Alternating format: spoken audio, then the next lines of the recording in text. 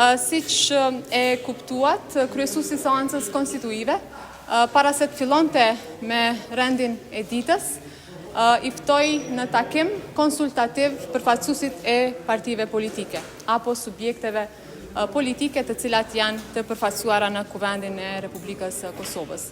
Në këtë drejtim, ne ishim në një takim konsultativ dhe është e habitshme, domethënë ti dëgjosh qëndrimet e partive politike.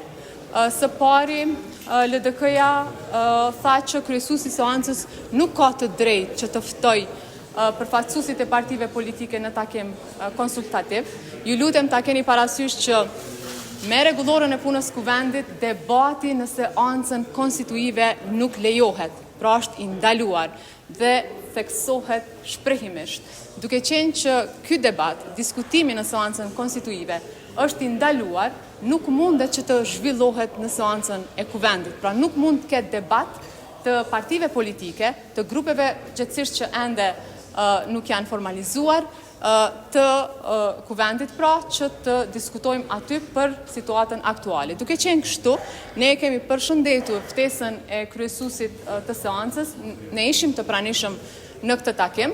AK-ja tha që duhet vazhdojmë aty ku kemi mbetur, por ne nuk mund të vazhdojmë me betimin e deputetëve me që kemi vendim të kuvendit që nuk i ka verifiku mandatet e deputetëve të Kuvendit të Republikës Kosovës. Pra nuk mund të vazhdojmë të betohemi sepse nuk e kemi konsumuar gjithësisht pika e verifikimit mandatit është adresuar, por pra ka vendim që nuk i verifikon mandatet e deputetëve.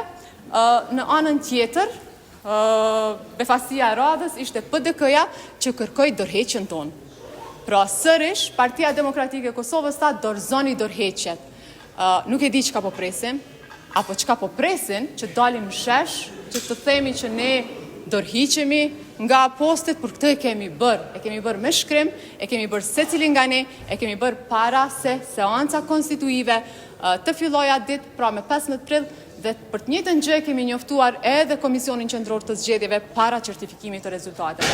Në këto rrethana ne nuk e dimë se si do të vazhdojmë tutje, por është e qartë që ka tendencë të hapur për të bllokuar konstituimin e Kuvendit të Republikës Kosovës dhe për këtë vazhdon të mbahen përgjegjës partitë opozitare. Partitë PDK referuar në 26 për qeveri. Cili është qëndrimi juaj në lidhje me këtë e para dhe e dyta, nëse këto parti po thonë se për të vazhduar tutje duhet të dorëzoni dorëheqjet formale. A i keni bërë këto dorëheqje formale ashtu siç po kërkohet dhe nëse po, aja mund të deponohen të njëjta edhe në një shërtim tjetër të Komisionit për verifikimin e mandatit të deputetëve dhe të procedurës? Shini, unë nuk e kam obligim që dorëheqjen me ia dërgu një deputeti. Unë e kam obligim dorëheqjen me ia dorëzu kryeministrit të Republikës Kosovës. E prorit tim. Domethënë kryeministrit të Republikës Kosovës, secili nga ne ja ka dorëzuar dorëheqjen. Po ashtu, kryeministri Kurti e ka dhënë dorëheqjen. Këtë e keni parë. E kemi njoftuar Kuvendin e Republikës Kosovës, gjithësisht kryetarin Konjufca. Dhe ne konsiderojmë që të gjitha obligimet që kemi pasur me kushtetut, me ligj, i kemi adresuar.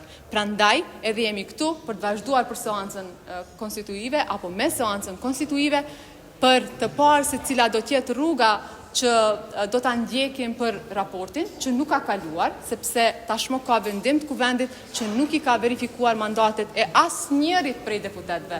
Ndonse ne e kemi votuar raportin siç e dini, por opozita nuk e ka votuar, si rezultat ky raport nuk ka kaluar, por nuk janë verifikuar mandatet të 120 deputetëve. Jemi në këtë rrethon, ne pritëm që të gjejmë një zgjidhje këtu, që të mblidhet sërish komisioni për verifikimin e mandateve, pra që dërgojmë përfaqësuesit tonë në këtë komision, që të votojnë sërish raportin dhe të vijnë në kuvend, por që këtë nuk e deshi opozita, ata insistojnë që dorëheqjet duhet t'i dorëzojmë. Ne e kemi bërë këtë, e kemi bërë edhe formalisht ashtu siç kërkohet.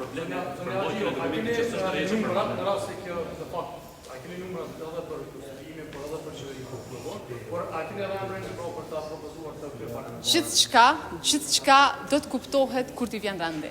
Do thonë, për gjithë shka do t'jemi këtu dhe do t'a kuptoni kur t'i vjen rendi. Ne ende s'jemi të pika e propozimit të emrit për kryetarin e kuvendit, sa po të mbrim aty sigurisht që do t'a themi publikisht, do t'a themi në foltorën e kuvendit dhe do t'a kuptoni.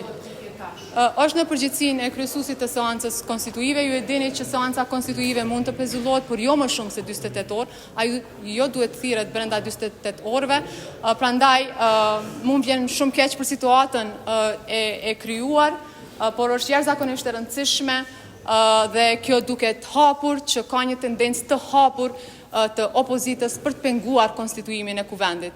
Do të thënë, kjo është e pa precedent, kjo nuk ka ndodhur në të kaluarën, prandaj edhe e dënojmë si veprim, sepse është kundër institucioneve, është kundër themelimit apo konstituimit të kuvendit dhe qeverisë së re. Faleminderit dhe do kemi në komunikim.